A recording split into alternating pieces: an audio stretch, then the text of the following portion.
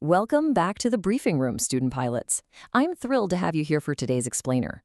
We're putting on our flight instructor hats today to tackle some seriously high-performance maneuvers. We are officially moving way beyond your standard straight and level flights or those gentle, lazy navigational turns. Today, it's all about mastering the airplane right at its aerodynamic limits and doing it with absolute precise control.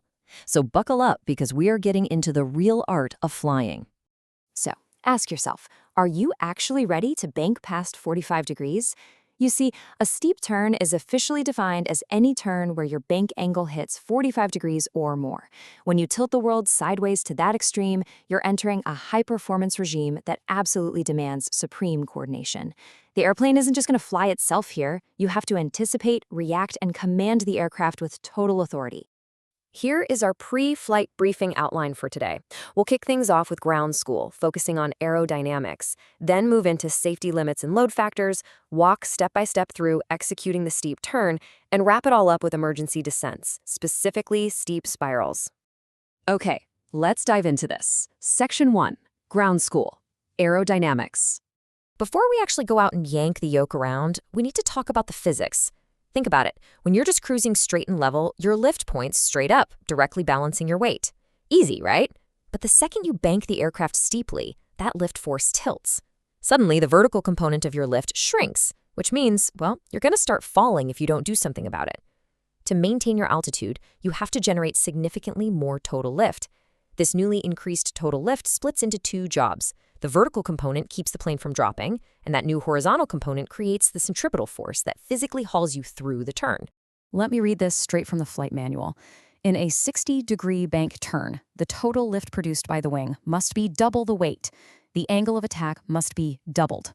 So what does that actually mean for you, sitting in the pilot seat? It means that to double your angle of attack and hold your altitude, you're going to have to apply a very noticeable, heavy pull force on the control column. You will literally be hauling back on the yoke just to keep the nose from dropping. Section 2, Safety Limits and Load Factors. Let's talk about the physical sensations you'll feel and the structural boundaries of the airframe that you absolutely have to respect. When you're locked into a 60-degree banked turn, your load factor hits exactly 2. That's plus 2G. You will physically feel twice your normal body weight mashing you down into the seat. Your arms are going to feel incredibly heavy, your headset will press down hard on your ears, and your body is basically going to be screaming that something extreme is happening. It's totally normal, but it's a critical physical reminder that the airplane's structure is under a lot of extra stress. Now, what's really interesting about this is how pulling that 2G load directly wrecks your normal safety margins. Because you're demanding so much more lift by pulling back on that yoke, your stall speed shifts drastically higher. In a 60-degree turn, your stall speed actually increases by a massive 40%.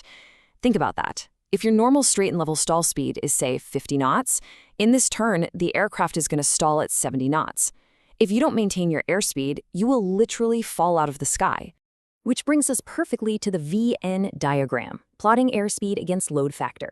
See that danger area marked on the top right? If you're flying at a really high airspeed and you aggressively pull full rearward control pressure, like say you panic in a steep turn gone wrong, you can easily push the airframe past its structural limit, which is usually around plus 3.8 G for training airplanes, meaning you can bend or break the airplane before the wings even stall.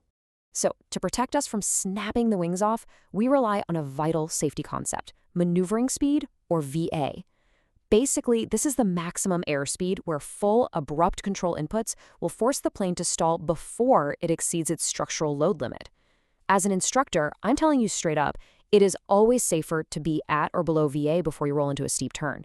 If you mess up below VA, the airplane just harmlessly stalls, dropping its nose to relieve the pressure long before anything bends or breaks. Section 3, Executing the Steep Turn. All right, enough ground school. Let's get hands-on in the cockpit. Here's the exact physical sequence. You start rolling in just like any normal turn. But right as you pass 30 degrees of bank, everything changes. First, you smoothly add power to combat that massive spike in drag. Second, progressively apply back pressure on the yoke to keep the nose up. Third, lock in your exact 45 or 60-degree bank angle. And fourth, balance the whole thing by stepping on the rudder to keep the ball centered. It's basically a symphony of all 4 limbs working together at once. Listen, the absolute secret to nailing this maneuver is getting your eyes out of the cockpit. You have to lock your vision outside the airplane. Memorize exactly where the horizon cuts across your cowling when you are perfectly established in the turn. You should only be taking these quick 1 to 2 second glances down at your altimeter and airspeed indicator. If you just stare at the gauges, I promise you're going to over-control and ruin the maneuver. So the crucial point is how you troubleshoot when things go wrong, because they will. If you notice you're gaining altitude, you're simply pulling too hard. Relax some of that back pressure and maybe temporarily steepen your bank angle just a tiny bit to let the nose drop. But listen to me carefully here. If you are losing altitude, do not just pull straight back on the yoke. Because you're in a steep bank, pulling straight back is just going to tighten the turn, spike your G-load, shoot your stall speed even higher, and literally point your nose closer to the ground. Instead, you have to shallow out your bank angle first, then raise the nose with back pressure, and finally roll back into your steep bank. When you're finally ready to finish the maneuver, rolling out requires massive anticipation. You need to lead your rollout reference point by about 1/2 of your bank angle, but more importantly, and this catches everyone, as you go back to wings level, you are instantly getting rid of all that required extra lift. If you don't aggressively release that heavy back pressure and pull back your throttle, the airplane is going to balloon upward in altitude and airspeed like a rocket. You literally have to push forward to neutralize the yoke. All right, shifting gears to Section 4, emergency descents, specifically the steep spiral. This is the ultimate high-stakes application of these aerodynamics. It's how you survive a mid-air emergency, like a fire or a sudden depressurization, when you need to get on the ground right now. A steep spiral isn't just pointing the nose at the dirt and hoping for the best. It's a highly coordinated maneuver combining a steep descending turn with turns around a specific ground reference point, like your emergency landing field. You'll target a steep bank of 50 to 55 degrees while maintaining a constant radius around your point on the ground. You have to pitch the nose down to hold your best glide speed plus about 20 extra knots to account for that elevated stall speed we talked about. Plus, you need to occasionally crack the throttle to keep the engine warm, and finally, roll out precisely towards your landing spot. Executed correctly, this maneuver can safely and rapidly shed up to 1,000 feet of altitude in just a single 360-degree rotation. And this brilliantly illustrates the absolute biggest challenge here, the wind. Unlike a normal high-altitude turn where you just kind of let the wind push you across the sky, a steep spiral forces you to stay pinned perfectly over your emergency spot. Because the wind is constantly trying to blow you away from your field, you have to actively and continuously change your bank angle throughout the entire turn. Let's trace the flight path for a second. When you've got a strong wind at your tail pushing you fast over the ground, you have to crank that bank angle to its absolute steepest, up to 55 degrees, to carve the turn fast enough to stay tight to your spot. But as you turn around and face directly into the headwind, your ground speed drops significantly. Right there, you must drastically shallow out your bank angle to avoid turning too early and cutting inside your radius.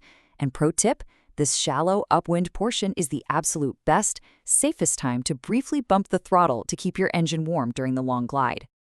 To wrap up today's explainer, I'm going to leave you with one vital, genuinely life-saving question.